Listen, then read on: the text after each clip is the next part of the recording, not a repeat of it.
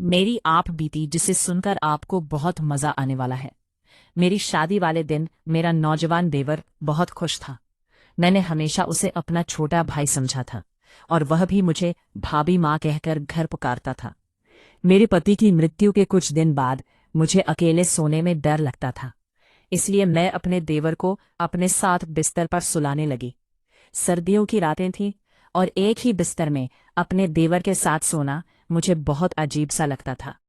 मेरा देवर शायद मुझे बहुत पसंद करता था, लेकिन मैं उससे उम्र में भी काफी बड़ी थी। लेकिन मेरा देवर बिल्कुल जवान लड़के जैसा लगता था। मेरे पति की मृत्यु के बाद मैंने बहुत मुश्किल से गुजारा किया था, लेकिन मैं कब तक इस तरह जीविका चलाती। उस रात मैंने सोचा कि एक बार अपने देवर को आजमा के देखती हूँ। आधी रात को मैंने उसे हिलाकर देखा। वो गहरी नींद में था, लेकिन जैसे ही मैंने उसे छुआ, मेरी आंखें इस हैरत से फटी की फटी रह गई। मेरे पति की मृत्यु को अभी 2 दिन ही हुए थे। मेरे घर में मेरे सास, ससुर और नंदी भी नहीं थी। मेरे पति का इस दुनिया में अपने छोटे भाई के अलावा और कोई नहीं था। रोहन की उम्र भी ठीक थी, वो मुझसे छोटा था। मैंने उसे कभी छोटे भाई से ज्यादा कुछ नहीं समझा। जब मेरी शादी हुई थी तब वो मेरी शादी के दिन बहुत खुश था। वो कहता था कि उसे नई माँ मिल गई है। लेकिन मेरी माँ मुझे हमेशा समझाती थी, बेटी, तुम्हारा देवर तुम्हारा बेटा नहीं है, इससे दूरी बनाए रखना। थोड़े समय बाद वो बड़ा हो जाएगा, फिर तुम्हें उससे पर्दा करना होगा। इसलिए अभी से उसे आदत डालो कि वो तुम्हारे कमरे में बिना अनुमति ना आए। मैंने कई बार देखा है कि तुम्हारा देवर बिना वजह तुम्हारे कमरे में आता जाता है। बेटी, तुम्हें ऐसा नहीं करना चाहिए। तुम एक शादीशुदा लड़की हो, तुम्हें अपने पति और घर वालों की भी परवाह करनी चाहिए। मैं अपनी माँ की बात सुनती तो मुझे लगता कि वो रोहन के बारे में गलत सोचती है, इसलिए मैं उनकी बातों पर नाराज हो जाती थी। लेकिन जब मैं बेसहारा हो गई, मेरे पति उस दुनिया से चले गए, तो मेरी आंखों से आंसू बह रहे थे। मैं सोच भी नहीं सकती थी कि वो मुझे अपने भाई के साथ छोड़कर चले जाएंगे। मेरी जिंदगी मुश्किल में पड़ गई थी। रो रो कर मेरा बुरा हाल था। रात के 12 बजे गए थे। मेरा देवर रोहन अभी तक घर नहीं आया था। शायद वो अपने रिश्तेदारों के साथ व्यस्त था। मेरा दिल इस बात से संतुष्ट था कि अगर वो घर नहीं आता तो ये अच्छी बात है, क्योंकि अगर वो घर आ जाता तो मुझे असहज महसूस होता। मुझे बार बार अपनी माँ की बातें याद आ रही थी। तभी इस बड़े घर के दरवाजे पर दस्तक हुई। मेरा दिल उछलकर गले में आ गया। मैंने सोचा पता नहीं कौन होगा, लेकिन बाहर से रोहन की आवाज आई, खोलो, मैं हूं। मैंने डरते डरते दरवाजा खोला। आज ये घर मुझे जंगल जैसा लग रहा था। रोहन मुझे एक छोटा सा भेड़िया लग रहा था। पता नहीं क्यों मैं उसके बारे में इतना बुरा सोचने लगी थी। भाभी, आपने खाना खाया? उसने मासूमियत से पूछा। उसकी नजरें झुकी हुई थी और उसके हाथ में एक थैली थी। थैली में चावल थे जो होटल से लाए हुए लग रहे थे। उसने एक प्लेट में चावल डाले और मेरे सामने रख दिए। भाभी, मुझे खाना बनाना नहीं आता। मैं आपके लिए बाहर से खाना लाया हूं।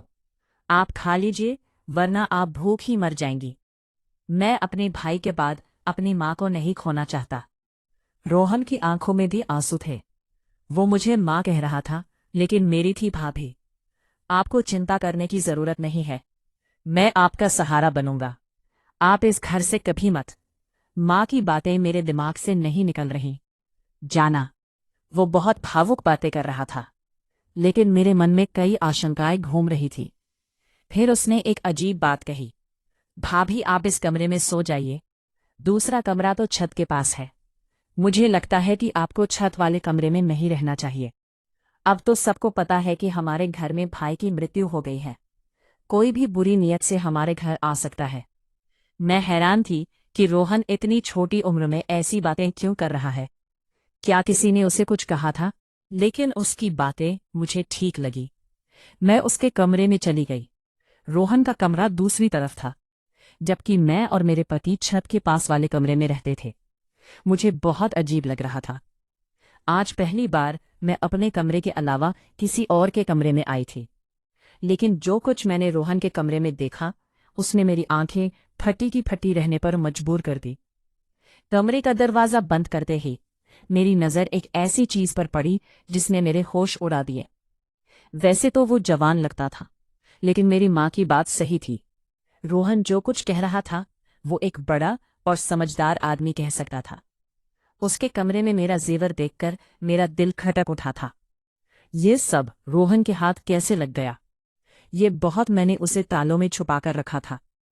लेकिन अजीब बात थी, मैंने सोचा कि सुबह होते ही मैं उससे इस बारे में सवाल करूंगी, लेकिन उस वक्त मुझे बहुत नींद आ रही थी। मैंने और सोने की तैयारी करने लगी। पता नहीं क्यों मुझे बहुत नींद आ रही थी। हालांकि पिछले 2 दिनों से मुझे नींद नहीं आई थी। दरवाजे को अंदर से अच्छी तरह बंद कर लिया, लेकिन आज मुझे लग रहा था कि जैसे रोहन के लाए चावल खाने से मेरी आंखों पर नींद छा रही थी। मैंने सोचा कहीं चावल में कुछ तो नहीं मिला, लेकिन मुझे सोचने का मौका ही नहीं मिला। जब मेरी आंख खुली तो सुबह के दिन 0 बजे थे। मैं हैरान थी कि मुझे आज इतनी नींद कैसे आ गई। पिछले दिनों से मुझे बिल्कुल नींद नहीं आई थी, लेकिन आज चावल खाने के बाद मेरी आंखें ऐसी बंद हुई जैसे किसी को शराब पिला दी हो।